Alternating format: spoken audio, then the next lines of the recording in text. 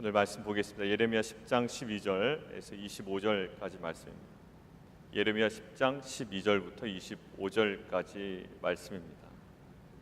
오늘 말씀 보시면 12절부터 16절까지 어제 저희가 묵상했던 본문의 내용과 비슷한 맥락입니다. 우상과 하나님, 우상의 헛됨, 무기력함을 초반부에 계속 이야기하고 있죠. 10장 16절까지는 어제 본문의 관점에서 저희가 이해하면 좋을 것 같고요. 이제 17절부터 하나님께서 이렇게 메시지를 던져주십니다. 너를 괴롭게 하겠다, 던져낼 것이다, 깨닫게 하겠다. 깨달음의 그 기도가 뒤에 나옵니다. 그래서 그러한 두 가지 구분을 가지시고 저희가 오늘 본문을 함께 보면 좋겠습니다. 오늘 12절부터 세번역으로 읽어드리고 여러분들 눈으로 개역개정 따라오시면 되겠습니다. 권능으로 땅을 만드시고 지혜로 땅덩어리를 고정시키시고 명철로 하늘을 펼치신 분은 주님이시다. 주님께서 호령을 하시면 하늘에서 물이 출렁이고 땅끝에서 먹구름이 올라온다. 주님은 번개를 일으켜 비를 내리시며 바람 창고에서 바람을 내보내신다. 사람은 누구나 어리석고 지식이 모자란다. 은장이는 자기들이 만든 신상 때문에 모두 수치를 당한다. 그들이 금속을 부어서 만든 신상은 속임수요, 그것들 속에는 생명이 없기 때문이다. 그것들은 허황된 것이요, 조롱거리에 지나지 않아서 벌을 받을 때에는 모두 멸망할 수밖에 없다.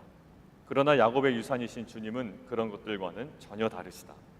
그분은 만물을 지으신 분이요, 이스라엘을 당신의 소유인 지파로 삼으신 분이다. 그분의 이름은 만군의 주이시다. 여기까지가 이제 어제 본문과 비슷한 문맥이죠. 자, 17절입니다. 포위된 성읍에 사는 자들아, 이제 이 땅을 떠날 터이니 짐을 꾸려라. 주님께서 말씀하시기를 내가 이번에는 이 땅에 사는 백성을 먼 곳으로 내던지고 그들이 자신의 죄를 깨달아 알도록 내가 직접 그들에게 고통을 주겠다 하셨기 때문이다. 아, 우리가 이렇게 심하게 다쳤으니 우리의 상처가 나을 것 같지 않구나. 이런 고통쯤은 참을 수 있다고 생각하였는데 우리의 장막이 부서졌다. 장막을 잡고 있던 줄도 모두 끊어졌다. 우리의 자녀들도 모두 떠나가고 아무도 남아있지 않아서 우리의 장막을 다시 칠 사람도 없고 휘장을 달 사람도 없다. 백성의 목자들이 미련하여 주님께서 인도해 주시기를 간구하지 않더니 일이 이렇듯 뒤틀려서 우리 백성이 모두 흩어지게 되었구나. 들려오는 저 소식 보아라. 이미 이르렀다. 북녘 땅에서 올라오는 요란한 소리다. 유다의 성읍들을 무너뜨려서 여우떼의 소굴로 만들어 놓으려고 진군해 오는 소리다. 주님, 사람이 자기의 운명의 주인이 아니라는 것을 제가 이제 깨달았습니다. 아무도 자기 생명을 조정하지 못한다는 것도 제가 이제 알았습니다. 주님, 형벌로 주님의 백성을 책직질하여 주시되 주님의 진노대로 하지 마시고 너그럽게 다스려 주십시오. 우리가 죽을까 두렵습니다. 주님의 진노는 주님을 알지 못하는 이방 백성에게 쏟으십시오.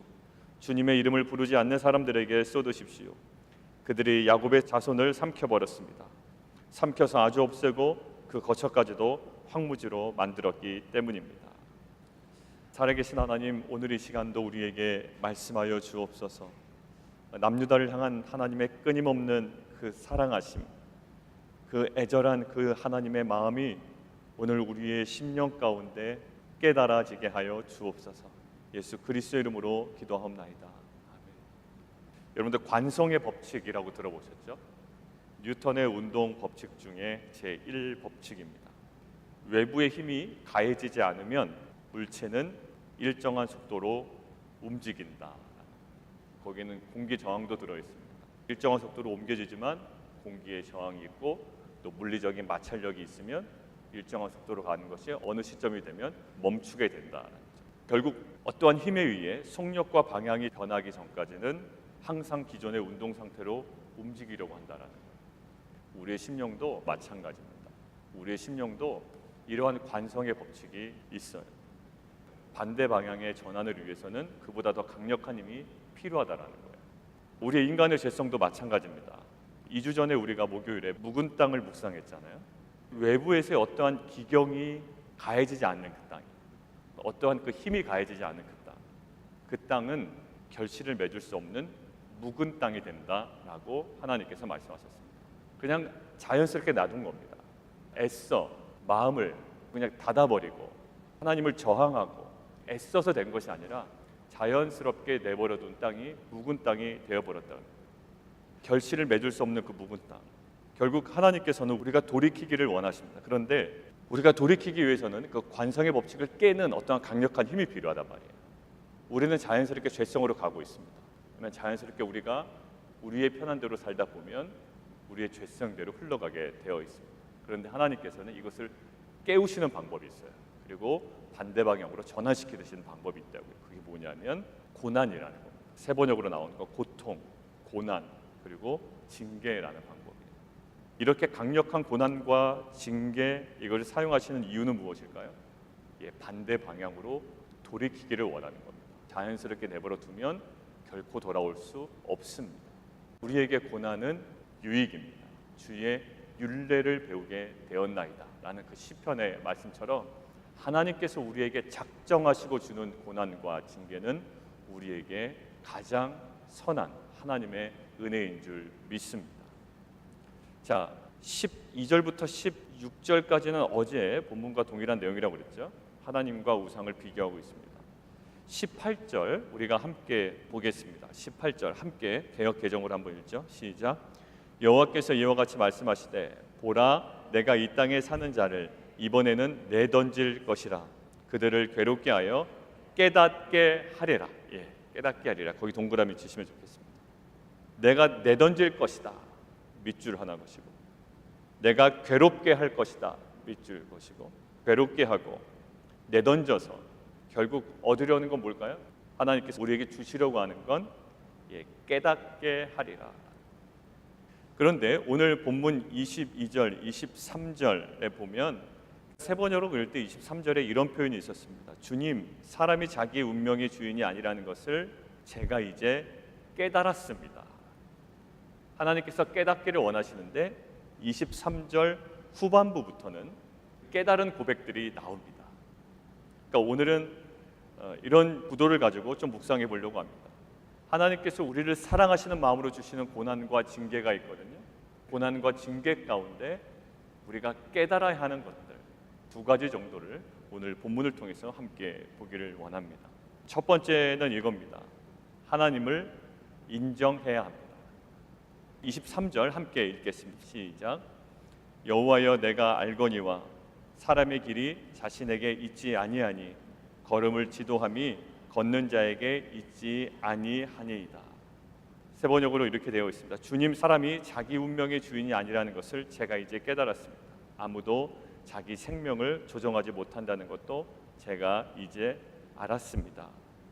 결국 내 인생이 내 뜻대로 진행되는 것이 아님을, 그리고 그렇게 될 수 없음을 인정하고 고백하는 겁니다. 우상 숭배의 본질이 사실 그랬습니다. 앞에 우상 숭배와 하나님을 경배하는 것에 대조가 이루어졌잖아요. 우상 숭배의 본질이 무엇일까요? 본인이 원하는 대로 우상에게 절하면 이루어진다라는 거예요. 우상을 의지하고 있는 것 같지만 본인이 삶을 주도해 간 겁니다. 사실 우리의 인생은 딱 두 가지 중에 하나입니다. 하나님을 의지하거나 아니면 자신을 의지하거나, 하나님을 사랑하거나 아니면 자신을 사랑하거나. 그래서 제자들에게 도전 주셨던 예수님의 메시지는 무엇일까요? 자기를 부인해라, 자기 십자가를 지라. 우리가 우상을 섬기는 것 같지만 우상 섬기는 것에 더 깊은 본질에 들어가면 자기애가 있습니다. 너무나 사랑해서 그것을 내가 취해하겠기에 우상을 빌리는 겁니다. 그런데 이 자기애가 끊어지지 아니하고, 자기 사랑이 끊어지지 아니하고 대상만 바뀌는 것도 우상 숭배라는 겁니다. 자기가 원하는 것을 취하기 위하여 과거에는 우상을 이용했다면, 깎아 만든 우상을 이용했다면 지금은 무엇을 이용합니까? 하나님을 이용할 뿐 자기애는 끊어지지 못한 겁니다. 자기가 원하는 것을 가지고 믿음으로, 신앙으로, 또 하나님의 이름으로 얻어내겠다라는 거죠. 이것이 결국 본질입니다. 두 가지 중에 하나예요. 하나님을 사랑하고 의지하느냐, 아니면 자기를 의지하고 사랑하느냐. 오늘 이 모든 이 양면을 보여주고 깨닫기를 원하시는 것은 무엇이냐면, 하나님, 결국 내 인생이 내 뜻대로 되는 것이 아닙니다. 기존에 내 뜻대로 진행되었다고 생각했지만 그것도 하나님의 주권 아래 있었습니다. 그리고 앞으로 내가 내 인생을 주도해 나가고 내가 계획을 세워나가지만 결국 이것이 불가능합니다 라는 이러한 고백, 이러한 깨달음을 원하시는 거예요. 하나님을 인정하는, 창조주 하나님을 설명했어요. 앞에서 보면 권능으로 땅을 지으시고 지혜로 세계를 세우시고 명철로 하늘을 펴시고 소리를 내시니까 많은 물이 생겨나고, 이 모든 천지 만물을 주관하시는 그 하나님 앞에 저는 너무나도 미약했습니다. 저의 한계를 드러냅니다. 하나님, 제가 감당할 수 있는 인생이 아닙니다. 이러한 고백이 하나님께서 기뻐하시는 가난한 자의 심령이요 고백인 줄 믿습니다. 실력 있는 자는 이러한 생각에 빠집니다. 하나님, 많은 것을 주셔서 감사합니다. 이것들로 제가 제 인생을 잘 꾸려보겠습니다 라고 하다가 결국 하나님께서 그 사람에게 듣기 원하시는 고백이 하나 있습니다. 하나님, 제 인생 제가 감당하지 못하겠습니다 라는 고백이에요. 반대의 면도 있습니다. 너무 내 뜻대로 안 돼서 절망하고 포기한 사람들에게는 이 메시지가 위로가 됩니다. 하나님, 제가 제 힘으로 애써봤지만 하나도 제대로 된 게 없습니다 라고 할 때 하나님께서 주시는 메시지예요. 하나님을 의지하고 인정하라. 이 천지를 만드시고 천지를 운행하시는 하나님을 인정하라. 지금 네가 포기한 그 시점, 그 장소에서 내가 일하겠다라는 겁니다. 잠언에서도 이렇게 나와 있습니다. 사람이 마음으로 자기의 길을 계획할지라도 그 걸음을 인도하시는 자는 여호와이시니라. 우리가 많은 계획을 했습니다. 그리고 많은 계획 때문에 기뻐도 했고요, 많은 계획 때문에 실망도 했습니다. 근데 어느 것에 초점을 맞춰야 될까요? 우리의 계획으로 성공한 것에 기뻐해야 될까요? 아니면 우리가 계획한 것에 실패한 것에 우리가 절망해야 될까요? 아니에요. 이제는 우리가 하나님을 인정해야 됩니다. 실패와 절망 가운데 그 모든 것들을 주관하고 계시는 이 천지를 만드신 하나님을 인정하고 그 앞으로 다시 돌아가는 것, 이것이 하나님이 우리의 고통과 징계를 통하여 깨닫기를 원하시는 하나님의 사랑의 마음인 줄 믿습니다. 그것들을 다시 한번 인정하고 주님께 돌아가는 귀한 공동체 되기를 원합니다. 첫 번째는 하나님을 인정해야 돼요. 그리고 두 번째는 그 하나님은 지금도 구원의 하나님이십니다. 그분은 지금도 구원의 하나님이십니다. 24절 함께 읽겠습니다. 24절이요. 시작. 여호와여, 나를 징계하옵시되 너그러이 하시고 진노로 하지 마옵소서. 주께서 내가 없어지게 하실까 두려워하나이다. 마음이 참 가난해졌다라는 것들이 있습니다. 힘이 많이 빠진 상태예요.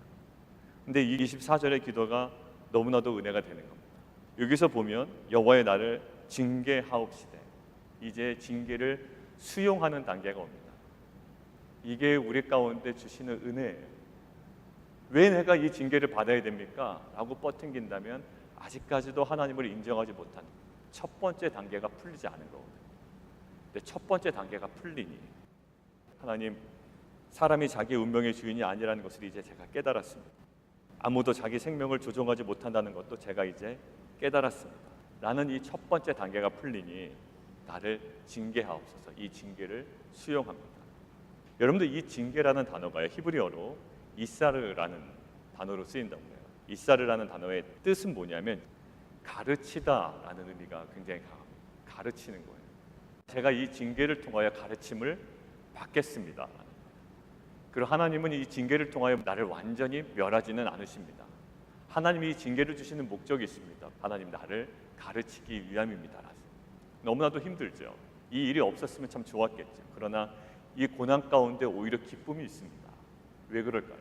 하나님께서 이 일을 통하여 나를 가르치신다, 나를 다듬어 가신다, 나를 다시 세워나가신다라는 확신이 있기 때문에. 어떠한 확신이요? 우리가 인정한 하나님은 지금도 여전히 구원의 하나님이시라. 하나님의 그 징계가 있습니다. 그러나 진노로는 하지 마십시오. 진노, 끝장내는 거거든요. 완전히 멸절시키는 거거든요. 이제는 알아요. 하나님이 어떤 분이신지를 압니다. 그래서 하나님, 나를 징계하옵소서. 제가 수용하겠습니다. 나를 가르쳐 주십시오. 그러나 진노로는 하지 마십시오. 나를 완전히 멸절시키지는 마십시오라는 고백입니다. 하나님은 지금도 우리의 구원의 하나님이십니다. 지금도 우리가 돌이키면 하나님께서는 고난을 통하여, 그리고 고통을 통하여, 우리가 받아들이기 힘든 여러 가지 상황을 통하여 우리를 가르치시고 가장 선한 길로 인도하실 줄 믿습니다. 그러니 이 고난이 내게 유익이라는 그 시편의 고백이 우리 가운데 다시 한번 경험되어지는 겁니다. 그러한 하나님을 붙잡고 간구해야 합니다. 오늘도 구원의 하나님이신 그 하나님께 우리가 이 징계 상황에, 고난 상황 가운데 우리에게 불편한 상황을 가지고 주님께 나아갑니다. 주님, 나에게 징계하십시오. 그것을 통해 내가 깨닫고 가르침을 받겠습니다. 그리고 그거와는 별도로 저에게 21절 하나가 묵상이 됐습니다. 21절 함께 좀 묵상할까요? 시작. 목자들은 어리석어 여호와를 찾지 아니하므로 형통하지 못하며 그 모든 양떼는 흩어졌도다. 목자들의 잘못입니다. 리더들, 종교 또 정치 지도자들의 잘못으로 모든 양떼들은 흩어졌대요. 개역 개정으로 읽으면 목자들이 잘못해서 양떼들의 마음이 떠난 것처럼 여겨지잖아요. 근데 이것의 문맥은 그런 문맥이 아닙니다. 21절 제가 읽어보면 백성의 목자들이 미련하여 주님께서 인도해 주시기를 간구하지 않더니 일이 이렇듯 뒤틀려서 우리 백성이 모두 흩어지게 되었다라는 거예요. 하나님께서 흩으셨다. 이 목자들, 정치 지도자들, 종교 지도자들이 전했던 메시지는 뭐예요? 그 백성들이 굉장히 좋아하는 메시지였습니다. 지금으로 따지면 세속주의고 기복적인 어떤 그런 메시지라고요. 사람들이 좋아할 만한데 결국 하나님께서 그것들을 흩으십니다. 목자들이 어리석어 여호와를 찾지 아니하므로, 목자들이 미련하여 주님께서 인도해 주시기를 간구하지 않아 결국 형통하지 못하여 모든 양떼는 흩어질 수밖에 없게 하나님께서 행하셨다는 거예요. 교회도 이제 개척 멤버로서의 그 리더십들, 여러분들, 그리고 또 같이 우리가 교회를 앞으로 섬겨 나가야 할 또 리더십들인데, 우리들의 그 미련함이, 또 우리들의 하나님을 인정하지 않음이 결국 사람들의 어떠한 정하지 못함이 있을 거 아닙니까? 근데 이 모든 것들은 우리에 대한 그들의 반응이 아니라고 제가 깨달아진 거예요. 나에 대한, 리더에 대한 그들의 반응이 아니라 결국 나에 대한, 우리에 대한 하나님의 반응이었어요. 아, 저 사람이 왜 저러지? 라고 할 때 우리는 나에 대한 저 사람의 반응이라고 생각했는데, 결국 이 모든 주변에 일어나는 상황들은 나에 대한 하나님의 반응으로서 하나님이 여전히 주관하고 계시다. 사람의 마음을 내가 돌이킬 수 없고 상황을 내가 돌이킬 수가 없어요. 나에게 불리한 상황을 내 애씀으로 될 수가 없어요. 결국 인생의 주인이 내가 아님을 내가 알았습니다. 내 생명도 내가 조종할 수 없음을 알았습니다라는 거 아니에요. 결국 이 모든 상황은 나에 대한 어떤 대상의 반응이 아니라 나에 대한, 내 행동에 대한 하나님의 반응이었습니다. 오늘도 나의 행동에 대하여 계속적으로 감찰하시고 또 마음 아파하시고 돌이키기를 원하신 하나님 앞에 오늘도 하나님과의 관계 속에서의 그 돌이킴이, 하나님과의 반응을 고려한 나의 삶의 행동이, 그러한 고백이, 우리의 심령이 다시 한번 회복되는 귀한 은혜가 있기를 원합니다. 함께 좀 기도하겠습니다. 하나님, 우리는 우리의 계획대로 일이 잘 추진이 되더라도 이것이 결국 내 뜻대로 진행되는 것이 아님을 깨달아야 합니다. 그리고 우리가 수많은 계획들로 준비해 왔지만 그것이 다 허물어지고 또 무너지고 하나님 그것이 실패하여 낙심할 때도 우리는 깨달아야 합니다. 결국 그 걸음을 인도하시는 분은 여호와 하나님 한 분이심을 고백합니다. 권능으로 땅을 지으시고 지혜로 세계를 세우시고 명철로 하늘을 펴시고 그 목소리를 통하여 하늘에 많은 물을 생기게 하시고 이 만물을 말씀으로 붙들고 계시는 그 하나님 앞에 우리의 계획들을 다 접고 먼저 하나님의 계획들 앞에 우리가 가난한 마음으로 서기를 원합니다. 그때 그 모든 징계와 고통과 고난은 하나님께서 우리를 가르치시는 하나님의 선한 은혜의 수단임을 믿습니다. 그 하나님 관계 속에 영적으로 깨달아 다시금 주님께 돌이키는 귀한 한 날 되게 도와 주옵소서. 예수 그리스도 이름으로 기도하옵나이다.